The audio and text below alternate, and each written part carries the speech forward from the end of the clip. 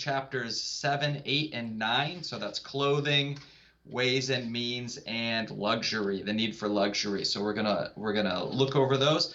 Payne, do you have any ideas to start us off? So he kicks it off with this section. Obviously, chapter 7 is talking about the issue of clothing. One of the interesting things is that he seems to think of clothing specifically as a need. And I think that that's one of the interesting debates, which I think you can have about clothing. So he doesn't want to do the kind of expropriation which was he sort of criticized previously, which is that what we do is we take possession of all the overcoats specifically, you put them in a pile and then there's a dogfight for who gets what coat. He's saying, no, that's the foolish way to think about it. In fact, let's just leave, if you have 10 coats, fine, keep your 10 coats because most people are going to want a new coat anyway. They don't want a coat Right. that's been graced the shoulders of a fat bourgeois. He says, great quote there. He says, no, what we mean by expropriation for clothing is we need to be taking the resources, taking the supplies, and the means of production in order to then go out and produce our own clothing and produce our own things.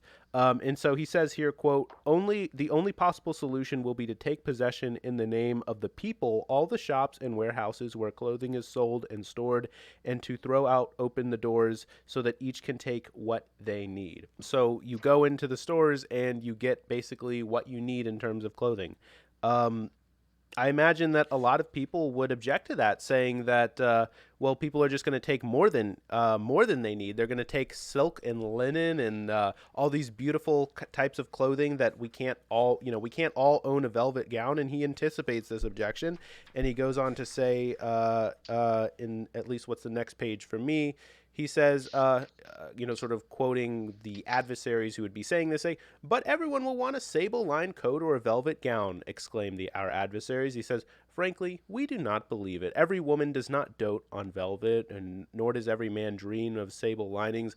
Even now, if we were to ask each woman to choose her gown, we would find that some prefer simple, practical garments, and some others would find fantastical trimmings, find fantastical trimmings and the fashionable worldly effects. I think I read that sentence wrong, but I mean, you get the point there that the idea, of course, is that some people are going to want practical things and some people are going to want more fashionable things. It's not going to be the case that everybody wants these super fashionable garments. And he even goes on to argue that the fashion, he says here, quote, I'll just read the quote. He says, quote, taste change with the times, and the fashion which will be in vogue at the time of the revolution will certainly make for simplicity. Chris, what do you think about this? I mean, this is, a lot of people would criticize this, saying that this is overly idealist, that he thinks that clothing could just be, you throw open the doors and everybody's going to just only take what they need. What do you think about this? Yeah, it's an interesting discussion because I find myself when I'm reading this book, it's sort of like an exercise I have to go through where I'm not necessarily, you can't think of it in terms of today in our capitalist United States society, like what would it look like? Because things would be very different, right? Because right now, people would be lining up, they want a Supreme or, whatever brand of clothing they want. But I think that in this kind of situation, you would just inherently have less of that. I think right now with this capitalist society, we seem to be in this cycle of I have to work a lot so I can buy something that's going to make me happy. So then I have to work a lot more to buy something that's going to make me happy. But if we got into a situation, and we'll talk about work here in a little bit, but if you knew that having a little bit of a toned down coat also meant you had to work significantly less throughout your day, I think society would kind of adjust to that, and we would kind of accept this fact that, well, yeah, if I only have to work 4 hours or 5 hours a day for 5 days a week, and it means my code is slightly less boring, I'm okay with that, right? I can kind of get on board with that, and I think in this kind of a situation, you would have, because there will be some people who hoard and are greedy about it, but there's really not as much of a motivation to hoard things and to be sort of ultra greedy Right. about Well, it, that's because I think there'd be some pushback in society where that would not be seen as we wouldn't put those people on a pedestal anymore. We would start to go, you're not really getting along with society. Well, Chris, So the linchpin of his argument, remember, it goes back to his argument about the wage system. So he argues that if there is no more poor people, there will be no more reason to accumulate because you won't be able right. to exploit in order to make more and more money, right? That we talked about that last time around. That's one of his linchpin arguments about the nature of the wage system. So he seems to think that if you got rid of poverty, you would also get rid of greed in a certain way. It's not quite that straightforward. He's not that straightforward of a thinker. He does have a lot of Right. nuances where it regards that. But if you wanted to boil it down very simply, that is seems to be how he thinks about the wage system. And for the case of clothing, he's relying on what he refers to as, quote, the spirit of the revolution in order to carry us through the beginning time, which he says is going to be the most difficult here. In fact, he says here, he goes through a sort of a long kind of paragraph talking about how self-devotion will spring up and noble deeds will beget their like, and egotists will be ashamed of hanging back and will be drawn in spite of themselves to admire, if not to imitate the generous and the brave, referring to how people are going to act during a revolution. But then he does go on to qualify that by saying here, quote, "We do not wish to exaggerate the part played by such noble passions, nor is it upon them that we should found our ideal society," which is important. He's saying, you can't rely on this forever, because this is only a temporary thing which is going to occur during a revolution when, you have this sort of common spirit towards a common goal. But he basically says here, at the end of that same paragraph, he says here, quote, "But we may expect their aid in the first, and that is all that we need." So I think what's really interesting here is that he specifically thinks of clothing really only as a need Hmm. specifically. And I think that that's where you might be able to make some criticism. Is it the case that even when people are very poor, or when people don't have a ton of money to spend on clothes, that they don't still try to go out of their way to look stylish in a certain kind of way? So I think that for a reasonable comparison between how people might act in a revolution, we can think more recently during kind of wartime rations and how that affected clothing and trends in fashion. So in the case of World War II, for example, it is the case that people really pulled back in terms of the kinds of clothes that they were wearing, right? I mean, so skirts, for instance, or dresses went up, and really that's where skirts kind of became more common, and things like that, because it seems like an excess. If you could just cut back a few inches on your dress, then you can save some resources for the war, et cetera, et cetera. And so that's kind of how some of those trends came about. But it didn't mean that people became less fashionable. They just found other ways to express that fashion. And I was thinking, Chris, while reading this, about the pop up of kind of fast fashion over the past couple decades, Yeah. right?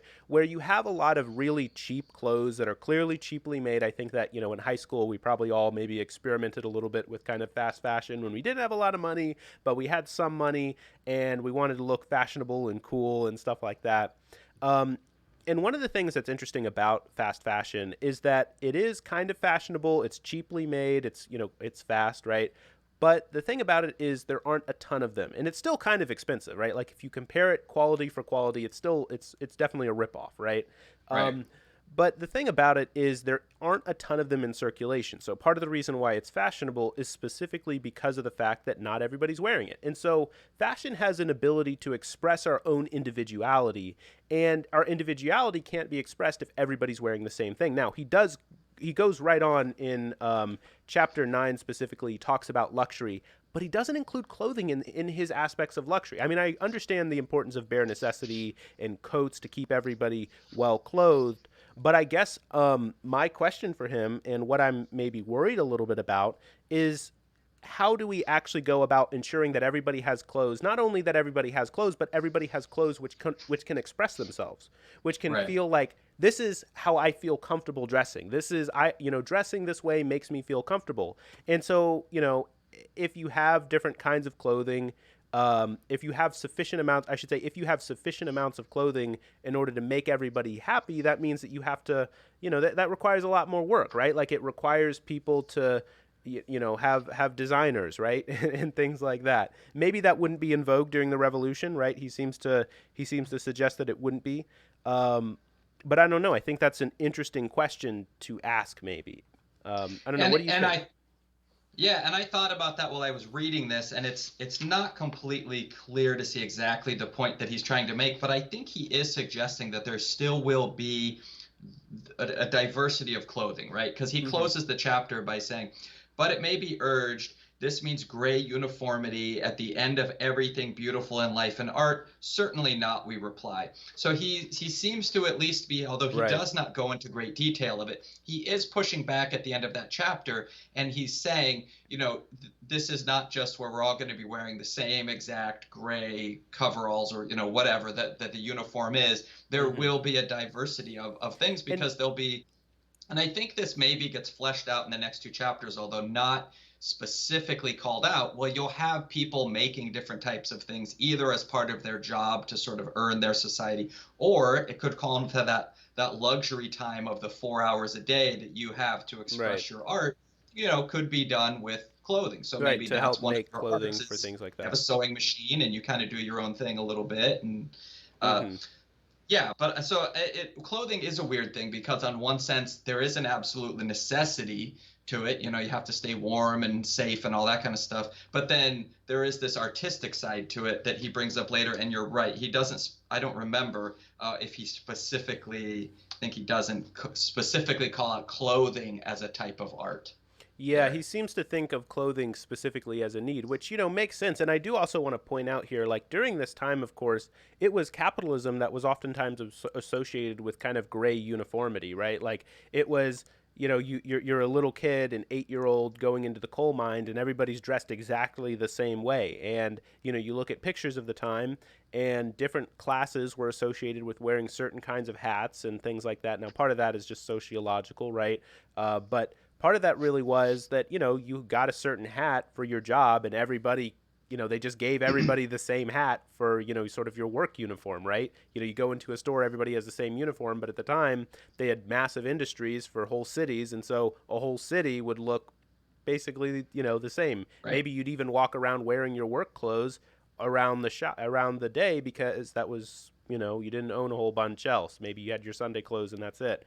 And so it is a little bit of a different time, I think, than today. And I think that that to have a dedicated chapter to clothing, I think that a revolutionary writing an anarchist book today might not have a specific chapter dedicated to the allocation of clothing. I think that it would be buried within other parts. Not that they wouldn't speak about clothing allocation, because that's still important, obviously. But I think that the times have maybe changed a little bit from when Mhm. Kropotkin was writing. That's my sense. Do you think I'm wrong? I mean, I think it could be, it definitely could be a sense. I mean, I'm not an expert on what clothing was the sort of clothing procedures of his time, but I would think Right. I mean, clothing definitely seems to be, for a lot of people, it's a very big statement for themselves, and what they're saying when they go out in public and they're wearing a certain brand or a certain style. Yeah. yeah. So it's hard to tell. It's hard to tell. Chris, did you have any other specific things to call out with this chapter here with clothing, Not or? much. That chapter is only about 2 pages, so it's Yeah, it was a pretty pretty short. short. It Yeah. was definitely a much shorter chapter than some of the other ones that were out there. So let's move on to, I guess, chapter 8 then. Or unless yeah, let's go into, I guess, chapter 8. There might be some things to sort of call back to, I guess. Yeah. Do you want to kick off chapter 8? Anything that you had thought of? Yeah, just I found it a very interesting chapter. So one of the things he does in this chapter is he basically makes an estimation at the level of work that someone would have to do in such a society. And the bottom line is that it comes down to people would work approximately half of what is considered a full-time work week now. If everyone worked half that time to supply the needs of the community, that would leave us, essentially you could work the first half of the day, and that would free up the second half of the day for you to, and not to jump too far, or I'm forgetting what chapter stuff is in, but he talks about the arts and expressing yourself, and then I think that's this chapter, and you would have time to then express yourself in other ways that, what we now kind of call hobbies. But sometimes it's called out that, or he calls out here in the book that, how are you supposed to really express your art if you've just worked 10 hours straight at some laborious job? You're exhausted, and now you're going to come home and now you're going to create your art. Most people are too worn out from that. So he really shows the benefits to uh, to people being able to work enough to really supply all the needs that person needs, their physical needs, and then have time to create, which is also very beneficial to society. He calls out pretty hard that art and creativity are not to be abandoned. This is not something where we're letting all that go. He's saying, no, we need time for all those kinds of things to happen. Um, there was a Mm-hmm.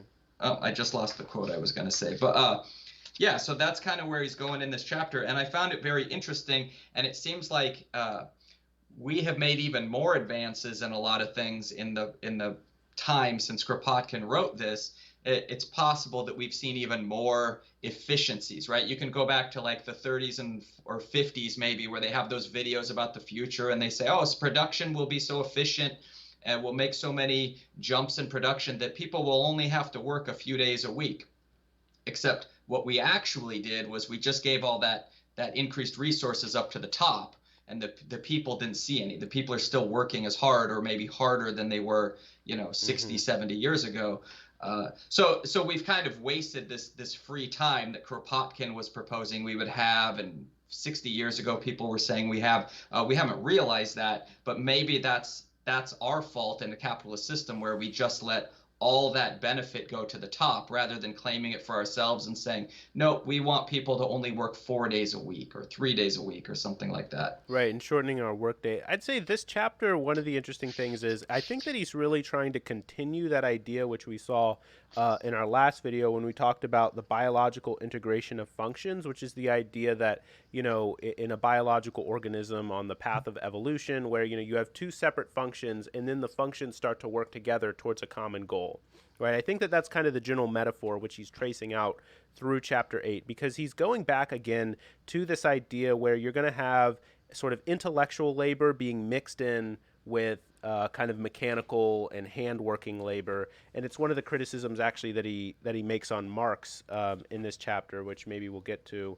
Um, but he seems to think, for instance, that it's really important to make sure that in order to make sure that work isn't, like, for instance, exhausting, is to make sure that people can have access to kind of intellectual labor in combination with material or mechanical labor. One example which he uses in the next chapter is that of a printer, right? So if you're writing a book and you're thinking about literature and all those high noble thoughts, well, you should also be involved in the mechanical operation of that, and that, making all of these projects, these literary projects, a collective effort is going to actually improve the art. Now, I don't want to get too much into that because that sort of bleeds into the next chapter, but I find that idea really interesting. How, okay, so we've advanced to a certain point and now we have the division of labor, and he's making an analogy there to like the development of different functions in a biological organism. Well, he's tracing again the path of society in evolution, as we've talked, over and over again, how Kropotkin is obsessed with Darwin. He's tracing again this idea that Darwinians kind of had at the time, which is that evolution next means that the functions are going to come together and integrate. And so he's tracing that idea through for the future of society. And he's saying that basically intellectual labor should become mixed in with capital labor. Now, to kick off sort of the beginning of the chapter, though, he talks about how we need to do more than merely take possession of land, machinery, factories, and the means of transport, etc. Capital in the hands of private owners must be appropriated and returned to the community. The important word there is, of course, returned, because he thinks that necessarily, or at least originally, did belong to the community, but that it got taken by the capitalists. Now, the interesting thing about this, though, is that he seems to think that, like, capital in and of itself, and I would agree with this, capital in and of itself cannot be asked to do any kind of charity or work towards society, right? So he says, for instance, in one of this chapter, one of the, I think maybe, what is this, paragraph 4, I think, maybe this is the end of paragraph 3. He says here, for example, to expect that he, referring to the capitalist, should use his superior yield of labor in the interest of society as a whole would be to ask of him philanthropy and charity of him. And Right. a capitalist enterprise cannot be based on charity. Now, of course, this is being used ironically because of the way that he sort of cues it up at the beginning there, referring to the word returned. And also he used the word charity, I think, Yeah, he used the word "sees" and charity earlier in the book, but in that chapter there, I think that he's basically using that ironically to say, well, it's not charity because it does originally belong to the capitalist, right? Or it does originally belong to the community, I should say. And so the capitalist then claiming it and, oh, well, this is just charity for me to try to return stuff to society. He's saying, no, of Right. course, it's not charity at all. This is what naturally happens. You stole it from the community. And so he's, I think, making kind of an interesting point there, and I would definitely agree with that particular point there. What do you think, Chris? Yeah, and he calls out capitalism in a number of ways in this book. And I'm not like a huge fan of capitalism going into the book, but he definitely has called out some things in this book that really reframe capitalism in a way that I guess the way I would say it is it sort of helps me escape the indoctrination that I've undergone growing up in the United States under this capitalist system, where you're kind of raised, at least when I was born, you're raised to think this idea that you want to be industrious. You're supposed to be giving all of your time contributing to some workplace, and that's Mm-hmm. where you find value in things. And I like that Kropotkin is kind of pointing this out and saying, no, no, no, you don't have to just be giving that away to someone else. It's okay to claim your time. That's kind of a theme throughout this chapter. That time is time that you can be using to improve your life, to become a fuller person with completing your thoughts that you are either too tired or busy to at the end of the day. So yeah, this idea of asking a capitalist, that to be charitable is inherently not what a capitalist is. That's how you become so rich, is by not just giving by away by the and helping perversion of things. by the perversion of virtues as well. I think that Yeah, and the idea being, of course, that I mean this is well the paradox of thrift, I suppose, is a more technical economic example. But think for instance of the example of saving, right? So saving is generally considered a virtue. Saving, thrift, modesty, like these things are generally considered to be virtues in at least Christian kind of Western society. But if we were to start saving, if all of a sudden all of us were to save maybe say 10% of our money, that would all be good, right? All be well and good. yeah, Well, it turns out that it would actually collapse the economy. It would crash the economy, and it would end up creating a situation where it would have been worse overall for everybody had they not saved. So it's a sort of perversion of virtues where it encourages us to be vicious and mhm, discourages us to be to enjoy our virtues. And so this deep perversion of virtues, I think Kropotkin seems to think is kind of a problem here, because again he's saying that, well, you call it charity, but really it's not charity. right. Really that's what you should be doing from the get-go. And you're right there to point in on the possibility of well-being and how if we were to distribute work more fairly, then we would all have a little bit more free time, because he specifically refers there in the second paragraph of chapter 8, he specifically refers to how the capitalist has used his wealth in order to enable himself to live without working. He says here, Mhm, quote, right. um, he says here, quote, the great harm done by the bourgeois society, as we have already mentioned, is not only that the capitalists have seized large share of profits of each industrial and commercial enterprise, thus enabling himself to live without working, but that all production has been taken in the wrong direction. Right. In the wrong direction. So these individual corporations are only seeing their own self-interest, and they're not thinking about society as a whole. They're not thinking about Exactly. aggregated interests and what society would be interested in. In fact, if they were to do that, it would crash the economy. If they were Mhm. to even try to, if everybody were to try to, maybe a few can do it, but if everybody were to come together and try, well, then it would actually end up being worse for everybody and we'd get screwed over. Does that make sense? Well, I think Kropotkin would say no, and I think a lot of people would agree. Yeah, and I like that point. I'm glad you brought that up because it's a good point in the book where essentially he's not just saying, or the way I interpreted this, it's not just that capitalism and what Kropotkin is proposing. It's not just that there are different ways of handling the same thing. They fundamentally have different views of what the goal is, right? Capitalism does not see as a goal what's best for people, right? It sees what's best for the capitalists, as opposed to um, if we were in a society like Kropotkin is proposing, then what automatically will happen is the needs of the people being met, because people aren't going to spend all this time in investing their time and energy into a thing that isn't benefiting the society, right?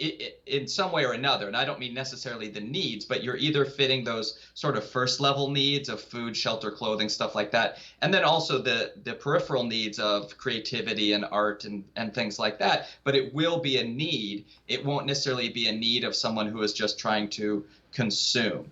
There's a sentence in this paragraph that really sort of struck me as profound that I think is sort of him proposing the alternative to what we've been talking about. He says, "It is a case of producing the greatest amount of goods necessary to the well-being for all with the least possible waste of human energy."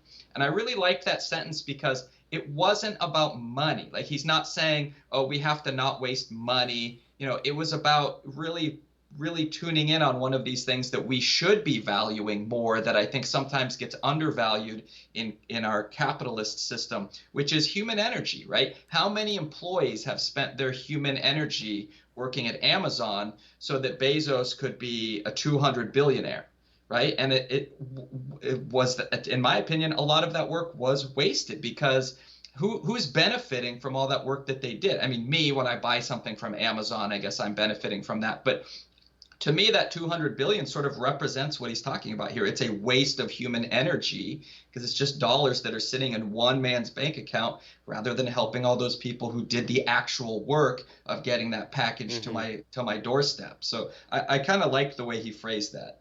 Right, like really reframing it as a societal issue, as a community issue, that like we're wasting resources, it's just irrational to be organized this way. It doesn't make a whole lot of sense. And I really do appreciate that. I think you're right to really hone in on that specifically, because reframing it as a question of how society should allocate resources is, I think, like really important, because a lot of people don't think about it that way. They think about there's the economy, there's the government, and then there's balancing the checkbook and things like that. But really thinking about, well, how are we allocating our resources? How are we allocating our Right. production in an economy? That's a really smart way, I think, to think about it, and it really does help. I think would help a lot of people. Even just that metaphor, that idea, could really help a lot of people think through really complex problems here. Now, Hmm. some of the things that I think is kind of interesting here, he talks about how he says here, quote, economists, as is their wont, will not fail to remind us of the comparative well-being of a certain category of young robust workmen skilled in a certain special branches of industry which have been obtained under this present system. And so sort of like, like certain people under the capitalist system, Kropotkin is saying, obtained a lot of wealth and have been successful in their workmen, right? Kropotkin is saying. Now, the thing, though, is he goes on to criticize that and say that actually their wealth is very unstable. And certainly, like during this COVID time, I think I think we can all maybe relate to that, or a lot of people can really relate to that. He says here, quote, how many important industries, whether it's textiles, iron, sugar, etc., without mentioning all the sorts of short-lived industries, have not seen decline or come to a standstill on account of some speculation of the capitalist, or in consequence of natural displacement of work, or from the effects of competition among the capitalists themselves. And so, of course, they're saying that, well, sure, there may be some people who have accumulated more wealth and more comfort as a result of capitalism, but it's ultimately unstable. And that's certainly right. Now, I mean, there is question to be had, because it does seem as though like there have been a lot more people have a lot more wealth now, as opposed to back Right. in the time of Kropotkin, right? So I think that, reading this now, we have a little bit more information than Kropotkin did. But of course, I think that Kropotkin would be right, because this is what he would say. He would attribute it, of course, to the development of science and the development of technologies and the development of industries. Now, I mean, I suppose you can debate that, but in many respects, the economic system, isn't it, as we were just discussing there and as you were just pointing out, a question of how we allocate the resources which we do produce. Hmm. So I think that I think Kropotkin would have something to say, even looking at the data today.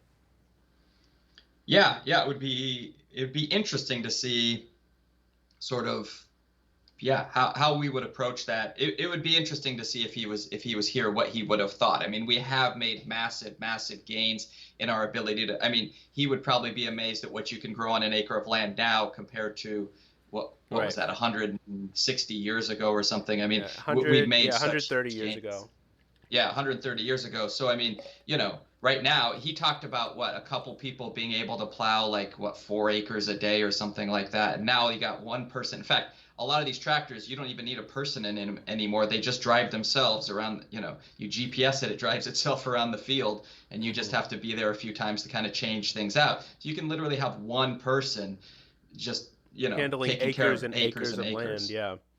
Yeah. Yeah, so I do oftentimes, like, reading through this book, I'll wonder, like, I wonder what Kropotkin would say now. I wonder what he would say now. Hmm. And I think the interesting thing is he's really more interested in the development of our well-being. And Right. there's a real question there. I think that yes, right, he wants people to have more free time, right? More labor time, but at the end of the day, he's really interested in the development of individual well-being and individual freedom.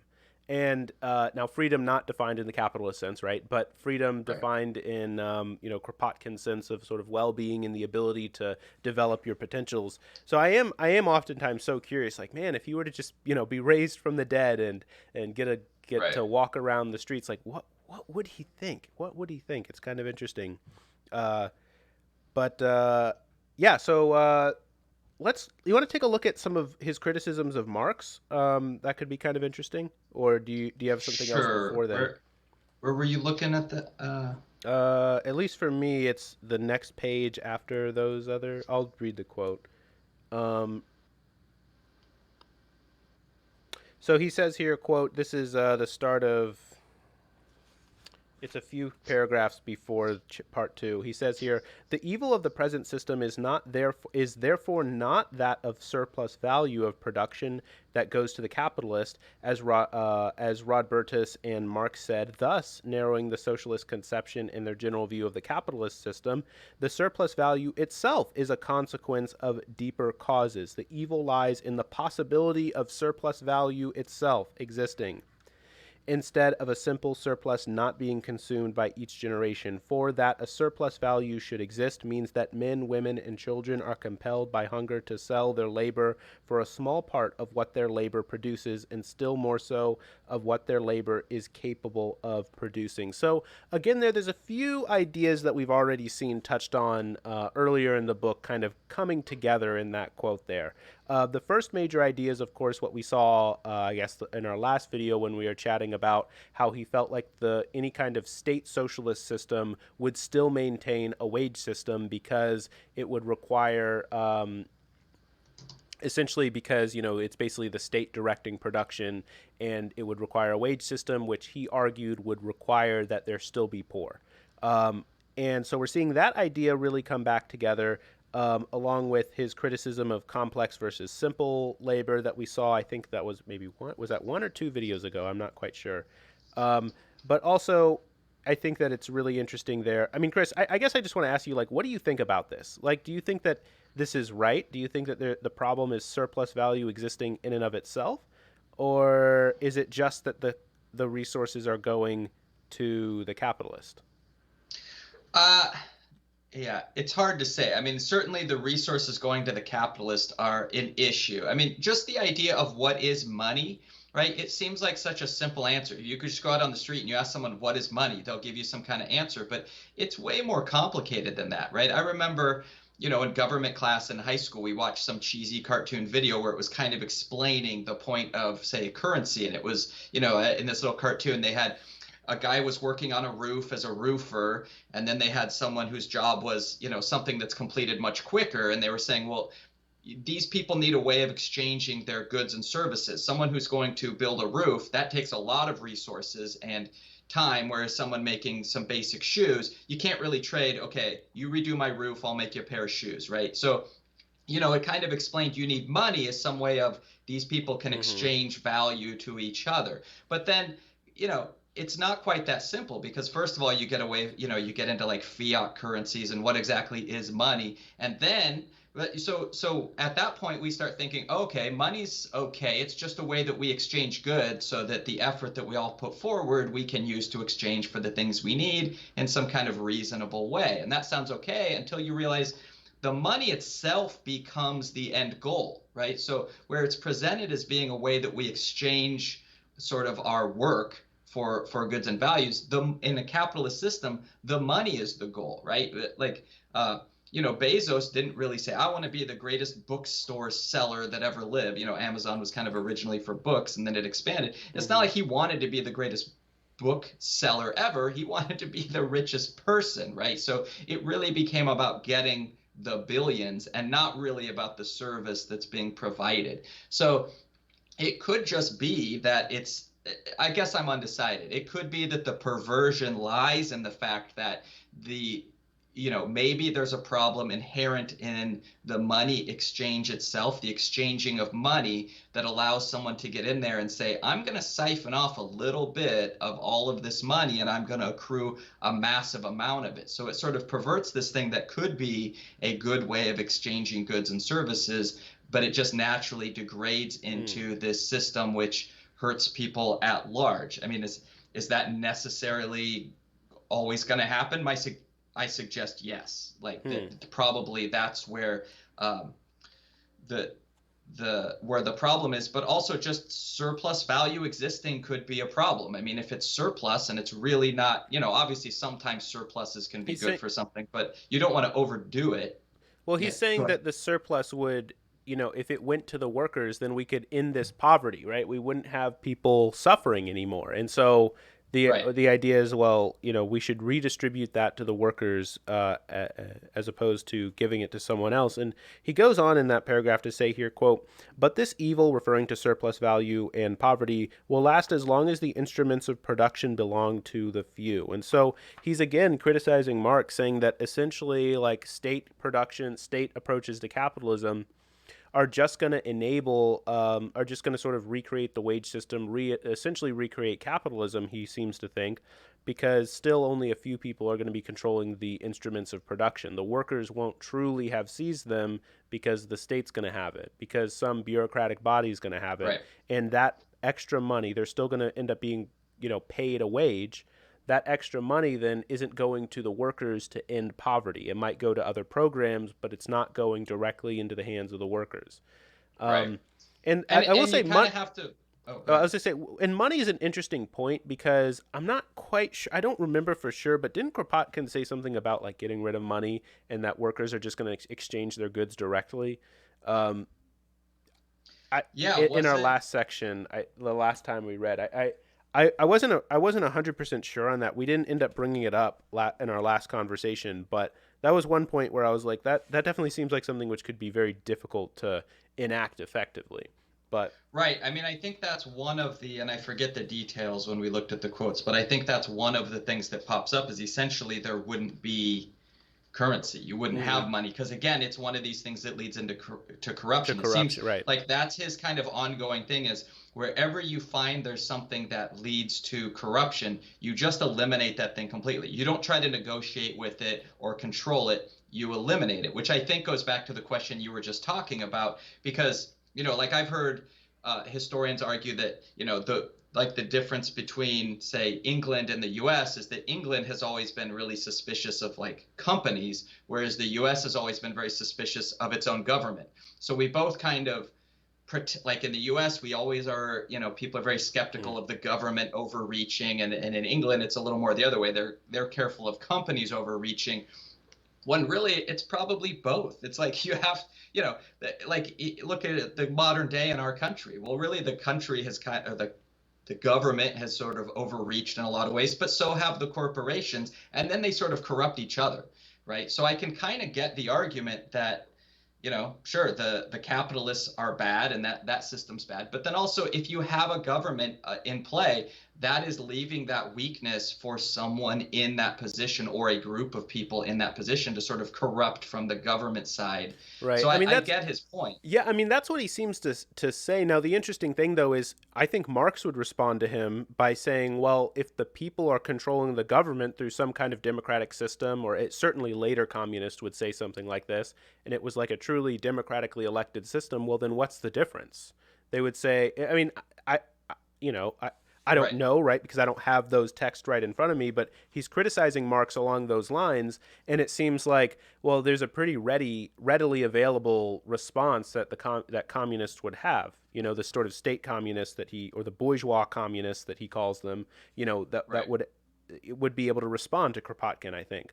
And I think under that theory, like the United States should be like that. Like theoretically, we should have been able to stave off a lot of the things that are happening in this country because we, the people, would make sure that didn't happen with our votes. And yet it Hmm. seems like the companies, even though we regulate banks, there's a big motivation for those banks to always find some workaround, find some new way to cheat the Yeah. system so they can make money. And the political parties are always trying to find some new workaround. How can we corrupt the system a little bit more so that we in government we can sort of take things over a little bit? Hmm. Yeah, Seems I like mean there's it's corrupting forces in both. Yeah. yeah, I mean it's definitely very difficult to try to figure out how to how to develop a government. I mean, Right. definitely not an easy thing. So moving on through a little bit further, there's this an interesting quote here that is in at least italics. What? How do you say it? Italics? I don't actually know. Yeah. Italics, at least in my book, it says here, it is a case of producing the greatest amount of goods necessary to the well-being of all with the least possible waste of human energy. Actually, I think that's the quote that you were taking a look Yeah. at earlier there. Again, I mean, I think that that's such just a great quote talking about how we need to refocus about questions of how society should be arranged and not try to focus on the direct allocations or the direct individuality of a particular capitalist, right? Like the things Right. that they're particularly interested in, this capitalist or that capitalist, because again, it's just called charity when they try to do things for the common good, but they're the ones who control society's production.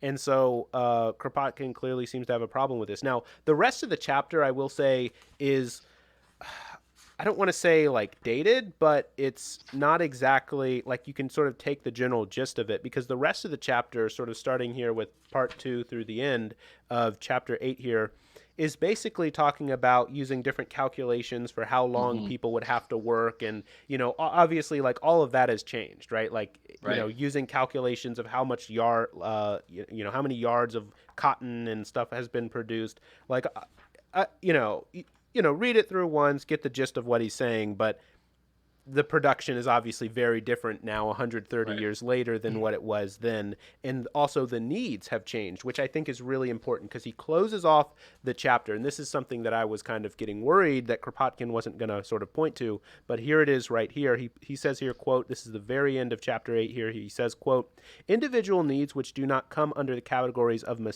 necessities but will probably do so later on when man's productive capacities have been augmented and those objects will no longer appear as luxurious or accessible. And so he is aware of the possibility that over time, as production increases, certain things which at one point were thought of as luxuries are going to be treated as necessities into the future. And certainly we've seen that, right?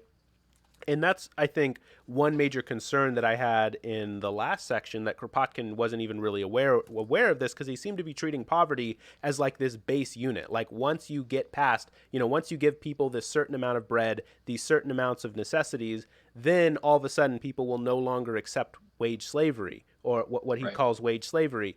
And it seemed like, well, I'm not sure that that really bore out. But he does seem to be aware of this kind of conversion between necessities and luxuries, and how luxuries can eventually become necessities and things like that. But we'll have to see how he develops that. I'm curious how he's going to develop that moving forward, I guess. Because again, I think that that's the linchpin for his argument about the wage system. Because again, like his argument is basically, as I'm understanding it, that once your wages reach a certain amount, or once people have a certain amount of need, then they won't accept the wage system, because the wage system essentially means that your surplus value is getting siphoned off. And so, again, Right. if your basic needs are met, then you won't accept wages at all. And so, um, it seemed like that was a really challenging remark. So he's at least aware of the problem. We'll have to see how he addresses the problem moving forward. Um, yeah, do you have Yeah, and anything I to add to think that? it's interesting how he calls that out. And as far as the wages, I it it's nice the way that it's framed, because I know like in our society, everything is essentially traced back, like the value of a thing is based on the dollars that that thing can achieve. That's how, for most things, that's how we value them in society. So it's nice to have him call those out and talk about things like human energy, because I think that is sort of corrupting to our way of thinking, right? When we think about value a lot, at least for myself, a lot of times my brain automatically goes to some dollar amount. How can I connect Hmm. this to money? That's the way that I can measure the value of things. Whereas, like when he talked about earlier, the well-being, that quote we keep coming back to, the well-being and the waste of human energy, that is perhaps a better way to measure things. I mean, isn't that the ultimate goal, right? I mean, is your goal in life to have the most money, or is your goal to live a happy life and do the things that will fulfill you as a human being? Well, that can't be traced back to a dollar amount, but a lot of times our brains don't reach that connection because we're so used to connecting things to some dollar value. Hmm. So I think that's another way that the whole wage system is a sort of, it's a roadblock in our brains to try to make these connections to, well, what is the actual reward that I'm after? Am I after dying with a bunch of money, or am I after dying after I've lived a full life and a healthy life and had my well-being Yeah, and those kinds of and he things? has another interesting quote about the allocation of human energy, sort of the allocation of human resources and energy here. I guess this is the second to last quote, or second to last paragraph, kind of midway through that paragraph. He says here, quote, "And if instead of every 10 men, 20 were occupied in producing useful commodities, and if society took the trouble to economize human energy, then those 20 people would only have to work 5 hours a day without production decreasing." So again, he's really focused in on economy in the highest level, sort of bird's eye view sense. Like, how are we allocating resources Right. for people? How are we allocating and distributing the workload of things? Why are we giving, as again, he's sort of how he kicked off chapter 8 there, like, why are we giving certain capitalists entirely, like they can do whatever they want with their day when all Right. these other people are Right. spending 14, 15 hours a day slaving away? He's saying, well, that's just both unfair, but it's not, or it is unfair, but not just that. It's also just irrational, because it's like, well, that's literally just wasted resources. You could have that Right. person producing something, whether it's an intellectual task or whether it's a material task of production. He seems to think that, it's just kind of a waste of resources to do something like that, to allow these people to sort of just kind of hang off of other people's value that they're producing there.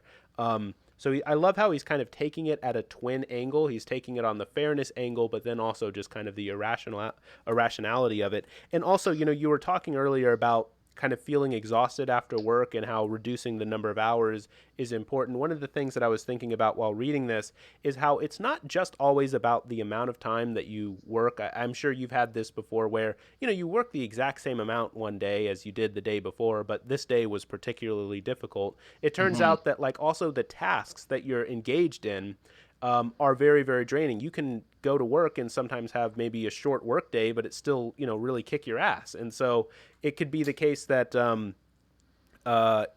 even shortening the workday wouldn't necessarily give you the kind of freedom or leisure that you might want in order to go pursue the sciences and pursue the art. Now, Kropotkin does have a good, interesting response to this. Again, going back to the idea of the integration of functions that we were sort of speaking about when we started talking about this chapter here. He seems to think that by integrating the tasks, so you have the artist, you have the intellectual tasks working together with the sort of mechanical and the print shop tasks, that by doing that and making sure that you distribute those tasks as well, that you would sort of bypass some of those concerns as well. That work would be less exhausting if you kind of mixed it in there. Um, I think Yeah. that's an interesting idea. I don't know. I would need to see something like that in practice, because it does seem like the division of labor is pretty efficient. And I think that he is relying pretty heavily, like I was speaking there, on analogies with evolution to make his argument for how society should move forward. So I think there's, I don't know. I think we could maybe ask questions there. What do you think? Yeah, and it would be interesting to see sort of modern calculations, like you were talking about, like a modern version of these calculations for how much work would people have to do to keep our society moving forward. And when you start to think about it, you start to realize there probably is a lot of room to improve people's lives. You got three people owning as much as the bottom half. I mean, it certainly seems like we could even things out a bit. And that's without even really changing anything. That would just be if you changing what people have. But all I don't know what kind of jobs you've worked when you were younger, but I worked some pretty trash jobs when I was a kid, Mm-hmm. and a lot of those jobs have so many inefficiencies in them because it's a rule that someone came up with, right? We have this rule at the workplace, and it's almost like you want to Yeah. work around that rule because it's going to make everything better. If you didn't have quite this high hierarchy that you have here, I think a lot of those ridiculous things would be eliminated. You Mm, wouldn't have all this kind yeah. of waste. You'd have a system that would work better for even the system we use now, where many jobs you don't get full benefits and full pay unless you work a certain number of hours of week per week, right? And we've seen there are actually places, major companies that use this to their advantage, where they generally keep everyone's hours limited, where they're keeping everyone part-time so that they don't have to give them Healthcare, benefits right. and pay them as much. And it's really just a system to keep those workers squashed. Whereas if Mm. we move to a different type of system where it wasn't a crime to only work 20 hours a week and you still earned your subsistence, we wouldn't have people struggling to work 2 or 3 of these 20-hour-a-week jobs in order to make ends meet. And it seems to me like with our modes of production, we would be able to meet those needs that people have.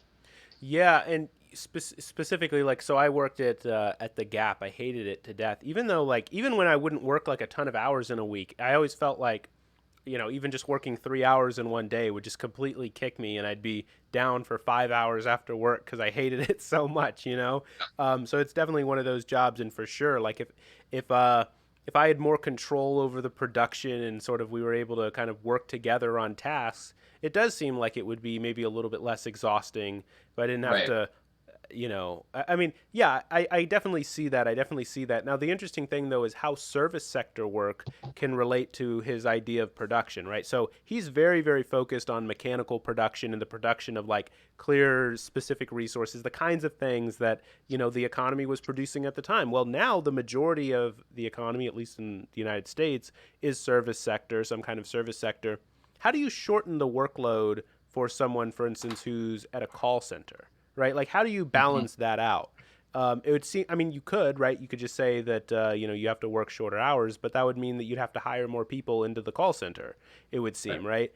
Um, and so I do think that there's kind of an interesting dynamic there, especially like if you had more people with more leisure time, there might end up being more calls into a call center, for example. Mhm. Um, I mean, I suppose the solution is to automate, but I do anyway. I mean, I'm using the call center as like a sort of Right. example there, but like, there's a lot of service sector work where it just seems like some of the like, well, just shorten hours because we can might not quite work as well because then you just need to hire more people in who are working at like Old Navy and working at these clothing, or whatever it is, whatever it is, a kind of service sector job in order to make sure that there's enough people to cover all the shifts. Um, if people are working shorter hours. And so I suppose I'm a little curious how that would work. I imagine that there's workarounds, but it does seem like I was saying there, part two of chapter 8 is maybe a little bit dated. Yeah. Yeah, I think there definitely would have to be some modern calculations made, which probably someone has done. We just haven't run across it. But yeah, that would be Yeah. interesting to hear. Well, but like again, I'm just worried. You'd have like a ton of people who are employed like part time at some service sector job, and oftentimes if you're employed part time, especially if they don't give you schedule hours, right? I love how whenever you're applying for those kinds of jobs, they'll tell you they have flexible hours and they'll use that as a benefit. But really, what that means is that you're on call all the time, and then they'll tell you like 2 days ahead, oh, by the way, we need you in, at this particular day. But anyway, Yeah. I would be worried that that would be the kind of thing which a lot of people would have. And that's the kind of thing which is, I think, really, really stressful. Like having an unscheduled workday is really stressful because it feels like, I don't know how to explain it. I mean, I don't know how many of those kinds of jobs you've worked where, like, one Wednesday you're working these hours and then the next Hmm. Wednesday like that can be much more stressful because, like, yes, maybe you're making enough money, maybe you're getting your hours in, but it's hard to sort of schedule your day. You don't have that routine and it's maybe a little bit less enjoyable. It's more stressful. And that could be the kind of thing that would be really difficult to work around if we were to try to turn America into this kind of society. I don't know, maybe. Yeah, and I think the idea is maybe you wouldn't have this hierarchy as much. I mean, people would have a little more autonomy to work, I guess, when it works for them, which obviously raises Well, some sure. some concerns. And then there are some jobs, like you mentioned, that would be very hard um, to like. and I guess he kind of addresses this in the next chapter. I think it's the next chapter where Well, he talks about entertainment. I think he talks about it in the terms of writing books, but you figure there are some ways people contribute. It's really hard to measure that they're having that contribution mhm. to society. Like entertainment is one of them, right? Well, Which is kind of weird because some people think of entertainment as not a real job, and yet we all consume entertainment in one form or yeah. another. So it is still a contribution in some way. And then I think, well, how would you measure that? And then the answer, you come back around to money. Oh, money is the way that you measure, at least now, the way you contribute. So it's hard Right. to escape that Well, there's the some other interesting way of thing though doing it. is he, so he says that, for instance, like you're going to have a certain number of hours that people all work and that this is done collectively. Well, if you're trying to allocate who's working which shift, and right, so this is a society where you have ownership, and so you're working together to decide who works which shift. Well, night shifts are obviously going to be more difficult to fill. If you all have to work the Right. exact same amount, and so they'd probably come to an agreement like, okay, instead of working, you only have to work 4 hours if you're doing a night shift as opposed to 5 hours. But then I think you'd sort of start to run into problems there as well, right? Where some people Yeah. are. So anyway, it's just an interesting thing that I think we'd have to kind of rethink a little bit in terms of adapting it to contemporary American society. I don't think that that's damning for it. I think that Right. it's still workable, but it couldn't go exactly as Kropotkin is saying it if we were to try to Right. do it today, which makes sense. It's 130 years later. I think there would be unforeseen changes that we wouldn't expect now. I mean, like, and a lot of it, I think it would maybe make us wiser about our uses of resources, right? Like, there used to be a lot of people would exchange books. When you're done with a book, you're done reading it, you give it to someone else and they get to Mm. read it. And it seems like now we become so much of this, well, I want to read a book, I'm just going to buy it on Amazon, it'll show up at my house. But I think you might see a return to people being a little bit more careful with resources so that you don't have to go have someone produce those resources since we're all being careful. So it might be that we move to a situation where there's just less trash being produced. I mean, so much stuff is just kind of garbage that people buy and we dispose of. We might be a little bit more careful about, are there certain things that don't need to be produced in the first place? And then are there some things that we can make last longer so that a book might be read by 10 different people before it ends up in a trash can or a landfill somewhere, which would eliminate the jobs of creating that junk, but then that would free up the jobs like you're talking about, I think, at the call center, where you do have, I work first half of the day at the call center, you work the second half, and you're not off making neither one of us is off work making some junk at a job. We're now producing the stuff that is maybe more necessary, but we're doing it less hours a week. Yeah. Maybe. Yeah, I think that that's a general approach to like how you'd probably have to think about one of these kind of an anarchist society. So you want to move on to the next chapter, chapter 9 on luxury?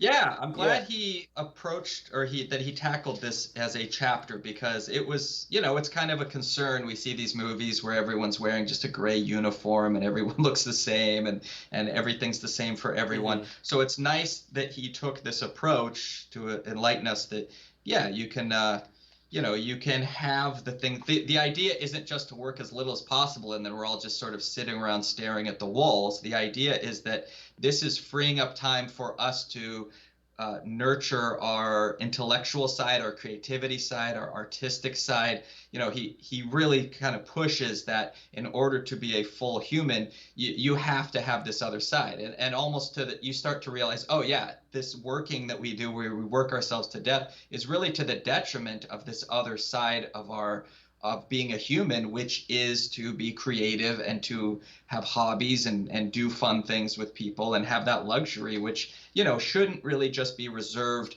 for the people at the For a top of that few, pyramid. right. It should really be you were born a human being. Okay, do some work, pitch in, and then you get to have some luxury too. Yeah, I really appreciate him again just mentioning it as like a full chapter and really working it through because I think, one of the concerns that I've had is that so far with this book, and I think that he does do a lot to kind of address that concern, is I'm not convinced that there's a sharp distinction between luxuries and necessities. It seems like in many respects some luxuries are a necessity in the sense that like you need to have some things that make you feel special, that make you feel like an individual, and that without that you can't fully come to your own capacities. And Kropotkin seems to, throughout this book, really focus in on the importance of necessities and making sure that everybody has their needs provided. And obviously, that's super important because we do have enough resources to provide for everybody's needs. But then there's also a real question there of, well, then how are you making sure to provide for everybody's luxuries, or that the luxuries that some people want? And he seems to think, well, you'd have different kind of communes that are interested with different pursuits. So you would have a group that's very interested in, for instance, astronomy and looking at the stars. Some groups that are interested in looking at literature and things like that. And you could even integrate the production and the work with those kinds of free time hours. So, if you're building a telescope, or, you're interested in, for instance, astronomy, you'd also be involved in building that telescope, or building, Right. the example that he really focuses in on is printing, and how it's so difficult to print. And at the time of writing, although he does have an asterisk there, I think, saying that like for instance, like a later version of the book, that newer technologies had since been invented from the first printing of the book and the second printing of this book, but at least in my copy. But for instance, talking about how they were still using movable metal type, that printing has hardly advanced, and that it's really difficult, and that people can, get injured moving, printing type and things like that, and focusing in on, well, what would happen if the artist or the person was not only involved in creating the art, but then also involved in the printing of it.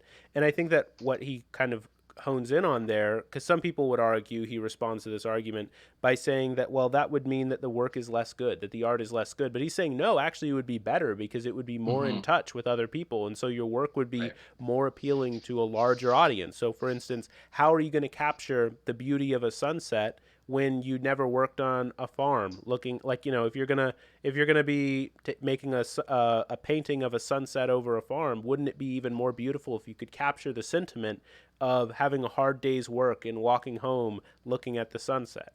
Wouldn't that make your art even prettier? And that's kind of Right. the idea that he kind of hones in on there. And I think that was quite good. I think that was quite good. Yeah, and he mentions writing quite a bit in here, which is, right now, I mean, if you're going to try to be a writer, I mean, you have to be doing fairly well in society, right? If you're going to devote a huge amount of time to writing. And his approach in here kind of says, well, you'll actually be better off if you are part of the day contributing to some job, because then you know what it's like. This will give you the things to write about, and to know what it's really like to be a worker and to be in these different situations. He kind of compares it to a migratory bird flying over a land that doesn't really know that land. You're just sort of seeing it from a distance. How does that bird really know what's going on at the land, versus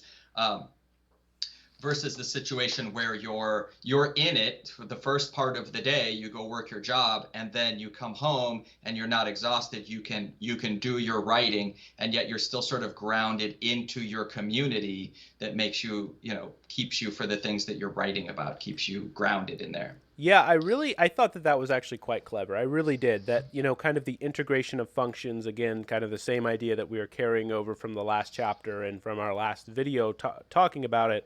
Um, he seems to think that this would actually make art a whole lot better, because, I mean, this is actually a long-standing argument. People would use this as an argument for the monarchy and all kinds of different things, that actually we really do need to have people out there who just don't do anything except for philosophize, don't do anything except for stare up at the stars. Because after all, the unexamined life, as Socrates said, the unexamined life is not worth living without philosophy. And I actually kind of agree. Like without philosophy, there'd be no point to living.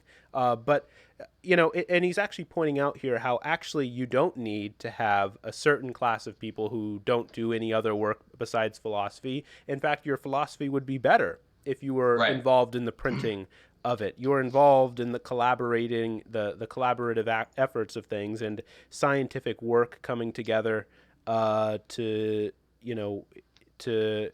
for instance, like geological theorists is an example he used. How geological theorists should also be involved in the surveying and the mapping and all these other parts of things. That this would make for better science as well.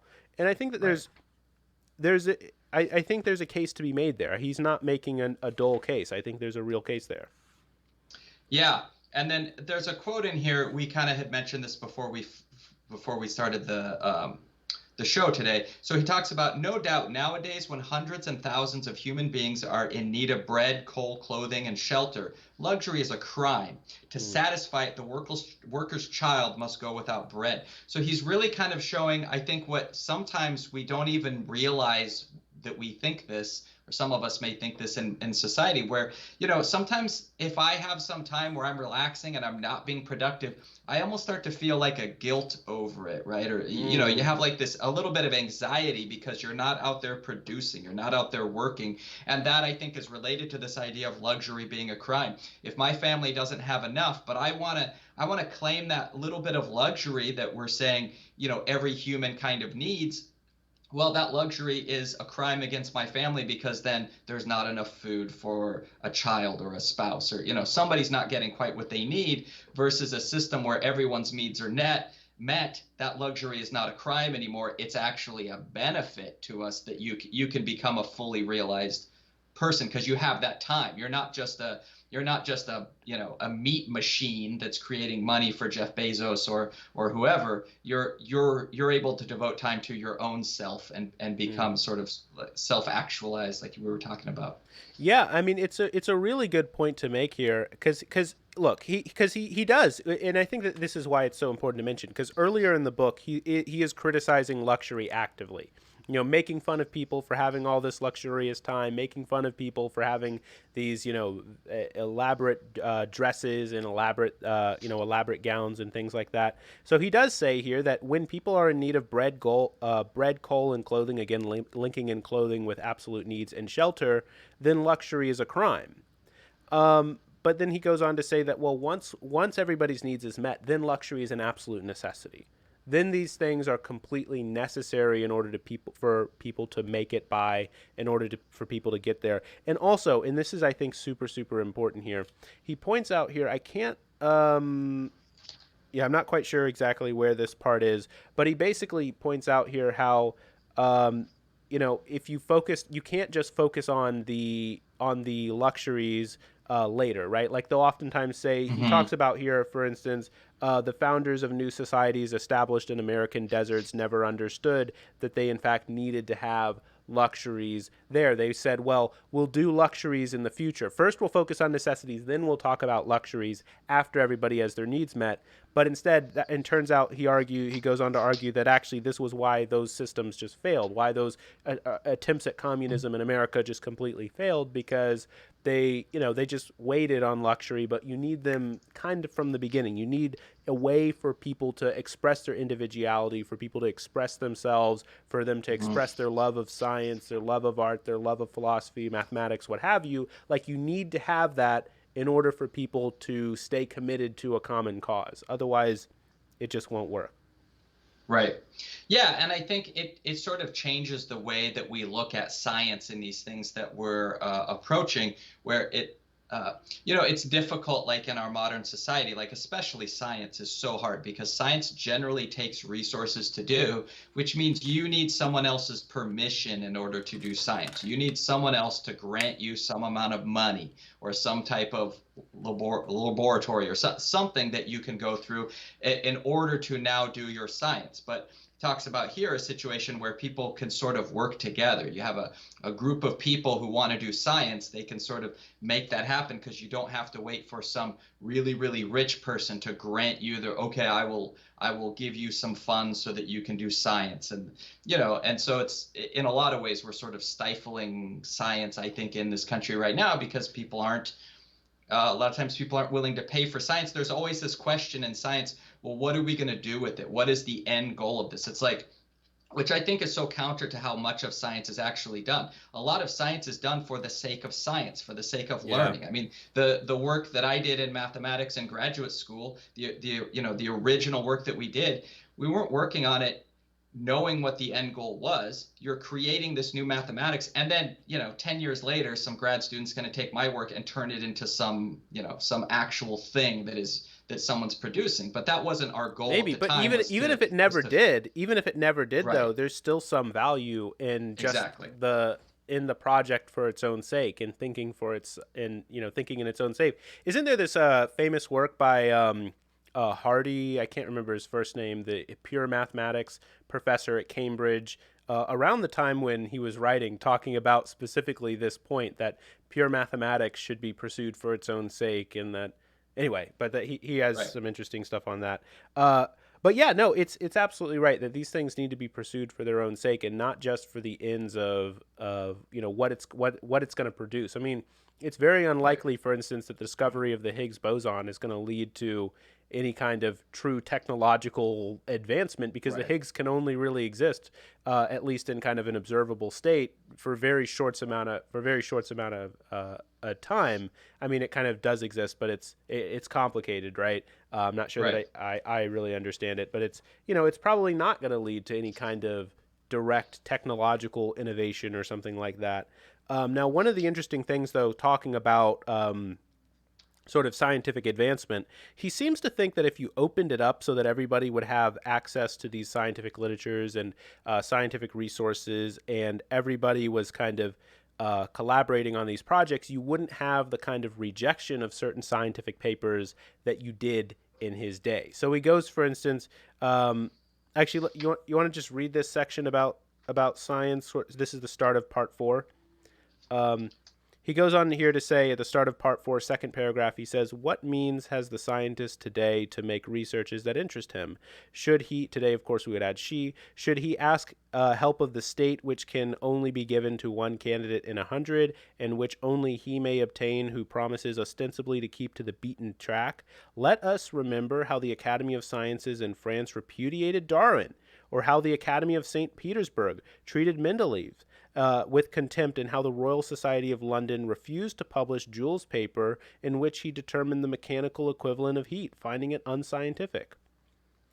I'll be honest, I'm not sure that I'm convinced entirely that people would stop viewing certain things as unscientific if we started in a collaborative enterprise. I mean, he seems to think that it was entirely because you had kind of top down views rejecting publication for certain works, and certainly like that's the case. I mean, one of the interesting cases throughout the history of physics is Einstein's paper on special relativity probably wouldn't have been published had it not been for the fact that he had friends kind of working with that particular publication. And Mm. work right now going on with Wolfram, Stephen Wolfram in physics. He's working on a fundamental theory of physics.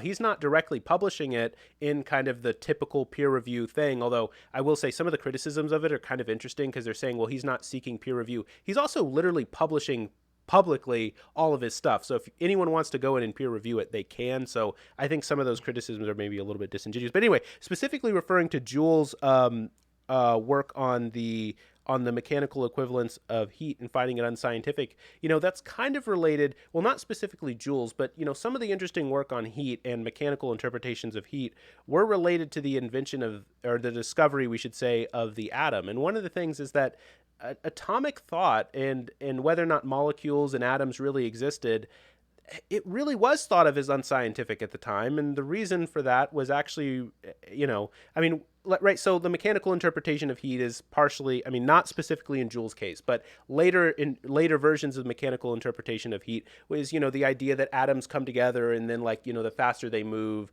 the hotter things get, right? That was like a kind of later adaptation of some of this stuff. Again, not specifically Joule's, but in the case of atoms, which I know a little bit more better than Joule's case, part of the reason why it was thought of as unscientific was because it was only thought of as a mathematical approximation. And at the time, the sort of dominant theory of mathematics was that mathematics was entirely derived from empirical experience. So in the case of Ernst Mach, a famous empiricist, philosopher, and physicist who, for instance, like going 1 Mach, 2 Mach, and like sound, he did a lot of work with sound waves and with optics. He was also a physician.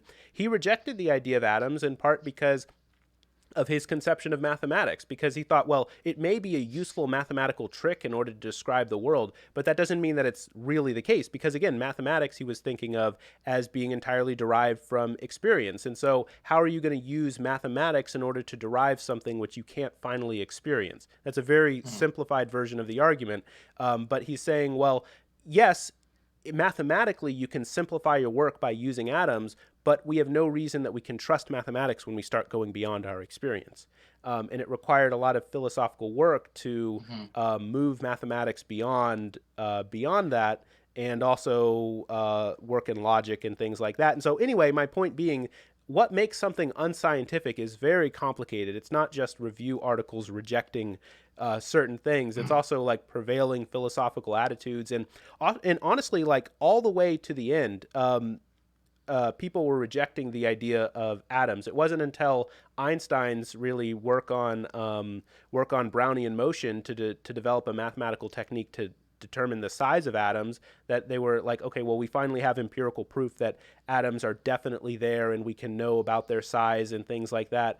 And so it's really tricky. I don't know. I just read that, and I know a little bit about the atomics thing and different things being found unscientific. I'm very, very interested in what makes something scientific, and I did not find that particular paragraph all that convincing. It's a lot more than just people rejecting things because they have some Right. authority. It's also just the case that, like, these are very deeply tied up. And there's a lot of people right now who think that part of the reason why we're not making progress in quantum mechanics is because our conception of mathematics is a little bit dated. And so there's been people working in intuitionist mathematics trying to develop a new theory of mathematics which can account for quantum mechanics and rules with like the law of excluded middle and logic. And it's very, very complicated, but it's not straightforward. Like there's just a review article and they're blanking it. But anyway, I'm tangenting off of the book. No, yeah, but it's an interesting thought because science and math have clearly changed a lot since Kropotkin's time, and yet there are some very legitimate complaints about how science is done in this country with peer review, and then what topics people choose to Mm-hmm. study because it is a career move, because they're trying to get tenure or they're trying to get a job at a certain company, and then the funding of Right. I mean, science and and all of that's mathematics very by real. Yeah. I mean, it's definitely right. like some of that is definitely very real, but there's also just like prevailing reasons and very strong reasons why you should think that something is unscientific. Um, that Mhm. goes beyond just some hierarchy that's going to stamp down some new bold idea. Right. It's pretty complicated. I don't know. And I some are, just yeah, and I think some are just inherent. I think some of these problems are inherently tied to capitalism in some type of way, and not necessarily that someone wouldn't want something, but just because so many people don't see the point of it if it's not bringing in money, if it's not bringing in a profit. But yeah, and yeah. it's interesting, and then how it kind of ties in with, uh, I guess, transitioning a little bit, but kind of Yeah. related to the invention with how it ties into patents. And he brings up this idea of how patents are actually sort of stifling the system, right? So patents have been tried, and we know with what results. The inventor sells his patent for a few pounds, and the man who has only lent the capital pockets the enormous profits, often resulting from the invention. So another kind of issue with the fact that, why do we have this kind of system which doesn't even pay off for the person who did the inventing, right? Uh, and it's clear what he thinks. I mean, he talks throughout the book about how those should go to benefit everyone, right? Especially in the later generations. You kind of owe the society that you have to the people that came before you. So it is kind of a weird thing that someone would be able to sweep that up with this patent and then kind of own that labor and then get to decide, what should be invented and what shouldn't be invented, and so on. Yeah, and also he uses an example. I think it was from St. Petersburg. I guess they had this mechanic shop that anybody could go into, any worker could go into and use the tools for free. They might have to pay for wood or metal, but they could use the tools for free. And how people are like hiding their inventions from one another. They're not really sharing their inventions and collaborating together because of the possibility of a patent. And so he's arguing that this really stifles the possibility of invention because you have to work together on a common project in order to really be able to, pursue something great and something grand. And so if you're just kind of stifling that out to individual people and it becomes a competitive market space, then that's a lot of wasted opportunity to try to invent something which could be used in common. And the speed as well. I mean, this ability to how much faster can you create if you're doing it in the open with the help of a group of people rather than trying to Now, keep things secret so that you can be the one who develops it first and get it out to market and make the money rather than just, this is something the world needs. Let's kind of produce it. And that's going on right now in our world with the production of vaccines, and some countries and some companies being very secretive and say we need to protect our patent and we need to get this out so we can make the money, whereas some other countries and companies are saying it's probably about saving people's lives and getting things out now I sooner. will say I agree that it could help, maybe like changing patent laws and really reducing things, but there's also, like there's also like a fame aspect to a lot of inventions that a lot of people are, very jealous of. I mean, the famous example, of course, is Isaac Newton and Leibniz with the invention of calculus, right? For the rest of Newton's life, he was convinced that Leibniz had stolen stuff from,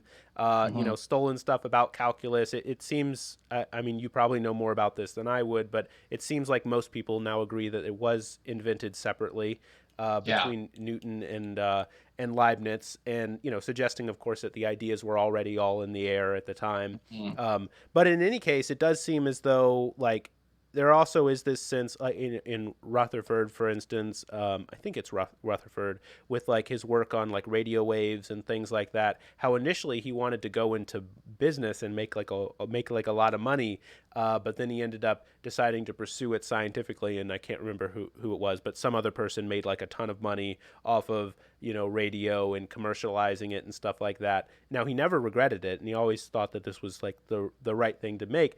But he also got the credit. Rutherford also got the fame, got the credit, got the recognition. Didn't get the money. He took the trade and said that it was always worth it. Never regretted it, being able to pursue things and make all kinds of other discovery about radiation.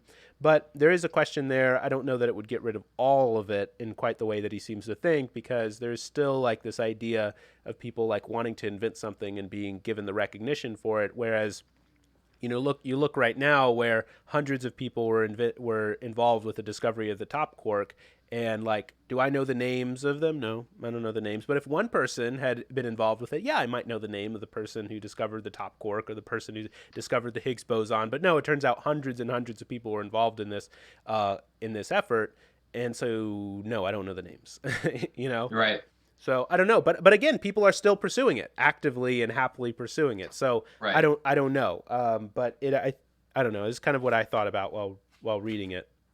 And it may be that that motivation wouldn't exist. I mean, I think there's lots of reasons why people strive to be famous, but I think one of it is to escape this being on the bottom, right? Because Mm. we know being on the bottom of society is not a great place to be. And Well, one way capitalism. to escape that is to be famous, Well, right? right, and I think that it is interesting that people will trade that for money, and it does show you, I think, how capitalism is not just an economic system, but also a social system which allocates social standing, right? Like our money oftentimes is tied in with social standing, and all kinds of crazy things, like people being more likely to hold open doors for people who are wearing suits, and and all kinds of things like that.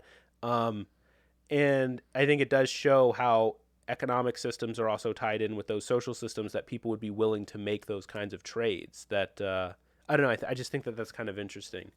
Yeah. But anyway, Yeah, it is so interesting. anything else that you were going to add for the chapter 9 on luxury, or Uh, just yeah, I mean, there's a couple of interesting little quotes. I think the way he closes out the chapter, that literally that final sentence of the chapter is pretty good. In working to put an end to the division between master and slave, we work for the happiness of both, for the happiness of humanity. I think that's pretty good because he's kind of saying we'll move past this idea. And it's not even like a retribution to get back at the people who were masters before. It's like, let's just move to a healthier place for everyone. He seems like he does a pretty good job at staying in a healthy place when he's thinking about this. Whereas me, I start to get a little grumpy. I complain about Bezos and the other billionaires and stuff like this. But he seems to really just, let's get to a place where we break this division between master and slave, and we can bring happiness to everyone, which I think is a nice thought. yeah, hopefully we can get there, get to a happier world where everybody, we can quote, in the working to put an end to the division of labor between master and slave, we work from the happiness of both, like you were saying. Yeah, I think that would be really good. That'd be really good. Yeah, being able to keep, I will say, yeah, keeping the happiness of the master in mind. Wow, that's Right. yeah, that's tough to do, but he's saying in some sense that that's needed, right? That if we don't do that, then we won't ever really achieve a revolution. That's hard. I think that's really hard. You know, Yeah. not just turning everything into kind of guillotine revolution. Right. Um, that's It very takes some difficult. thought and some planning to be able to think Yeah, it about it that requires a way. Yeah. lot of organization. You wonder how a revolution like that could come about. It'd be, I think, really difficult. So next time around, we'll be looking at chapters 10 and 11 of the Conquest of Bread. Guys, thanks so much for joining us, and hopefully we'll see you all next time around. We'll be live again next week, Wednesday, 7:30 Eastern, 4:30 Pacific. So see you all then, hopefully.